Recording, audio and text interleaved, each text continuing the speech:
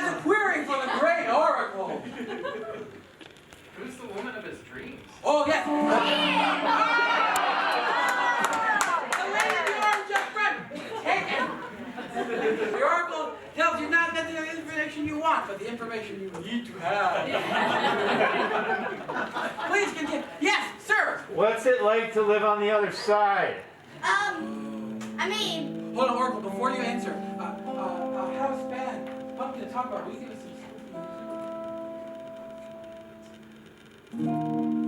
whenever you're ready, great Oracle. I mean, like, I'm here right now. So... I mean, like, I vacation there. I mean, it's pretty cool. It's like Florida or something. I mean, it's Disney World. The other side is filled with hot, humid days and mine. I saw some movement over here. Yes, you, who someone's pointing to. Do you have any other great and terrible oracle friends, or is it just you? I think she might be one in the crowd. It's the ghost of Queen Elizabeth, ladies and gentlemen. Make some noise.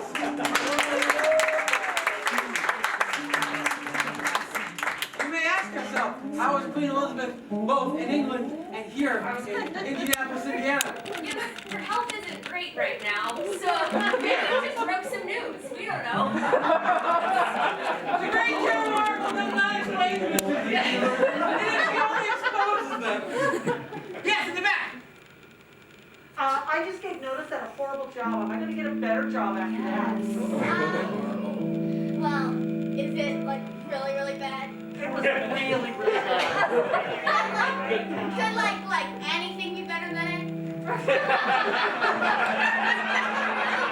I wouldn't go that far. I was gonna say if anything could be better than it, then, I mean, by default, yeah. Okay. To be clear, the article says, if anything is better than what you have, yes. Yes. If not, maybe. Logical. Yes. Great Joe Oracle, is there anything you wish to tell the people of Indianapolis? The great and terrible Oracle has an emergency that she needs to go elsewhere. Ladies and gentlemen, the great and terrible Oracle!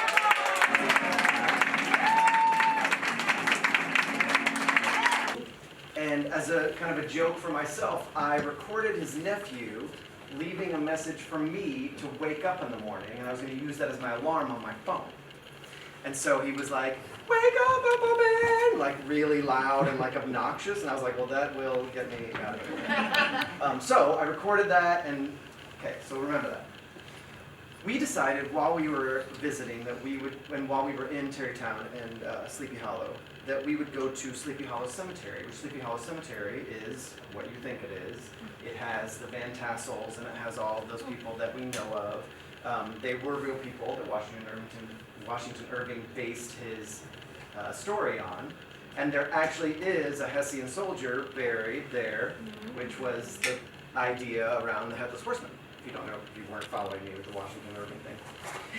Okay, so moving forward, we went during the day and it was great, and it was literally October 31st. And then later in the afternoon, we were like, you know what would be really fun? Is to go back to Sleepy Hollow Cemetery at night. Right? So we went back to Sleepy Hollow Cemetery at night, because all these gravestones were amazing, and it was like so dark. And during the day, we had seen these two gravestones specifically, like next to each other. They were all giant, because all these people were so rich that they were just like, remember me, or whatever you think that why you buy something that big, who cares? But anyway, so all these giant monuments, and one of them, there was this like, it was as big as a room, right? And there was this like chick that was like wearing a gowny thing. She was like sitting there, like sitting next to her, and you could go sit up next to her. And earlier, and then in the afternoon, I got up there and I was like, "What's up?" And I was like, "Come up and sit next to her." And my partner wouldn't, or whatever. He was like, "I'm not sitting next to her. That's creepy." And across from that, there was a cross, but there was an angel like hanging onto the cross. But the most magical thing about that is that during the day we could see with like a camera over her head that rain had deteriorated her face. It was like black and gross, and like so she was just like, "I will get you in here."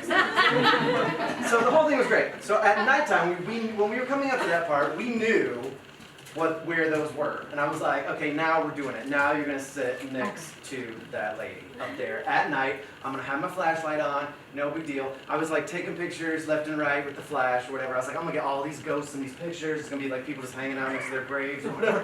And so I was like, whatever, right? We get to the lady, whatever, and like I tried to push Will up there, and he's like, I am not. I told you I wasn't. I never said I would. I'm not sitting next to her. We must have argued there for like 5 minutes. I was like, yeah, stupid.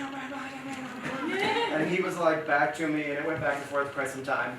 And I was like, fine, then I'm just gonna take a picture of the creepy one, you know, the one that was hanging. So I took a picture of that.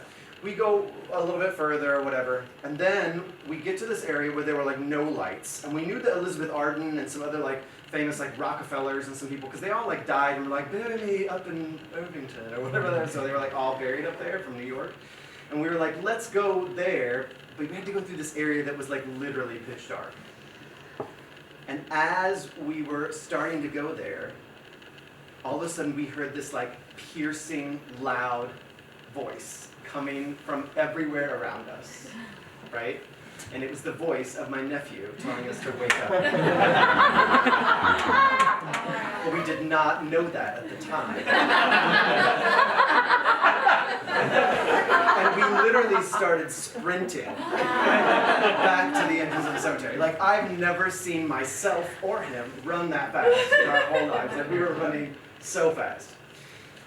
Little into the story. When we get back to nephew and sister's house, we put all the pictures on everything, and like we were looking through them and everything.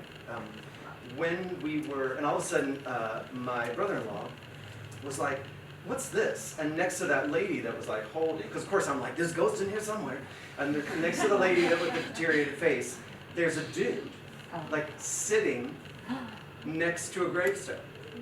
And at first I was like, it's a ghost! But then it got actually creepier because we could see that it was not a ghost. It was a person sitting that was right there, 10 feet away, listening to us argue about I'm like petulantly like, well fine, I'm gonna take a picture of this thing. And you know at that moment he was like, oh, here we go. So he has this look on his face like, so whenever in the future, whenever Will and I would argue, they're like, or whenever we'd have like little petulant things that both of us knew were stupid, he would just get that look on his face and look at me like, remember that time that guy was listening to our dumb shit?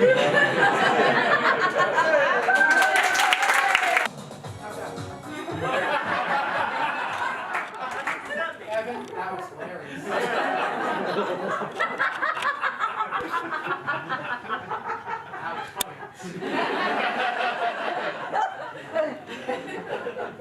We good? The real one now? Yeah, the real one.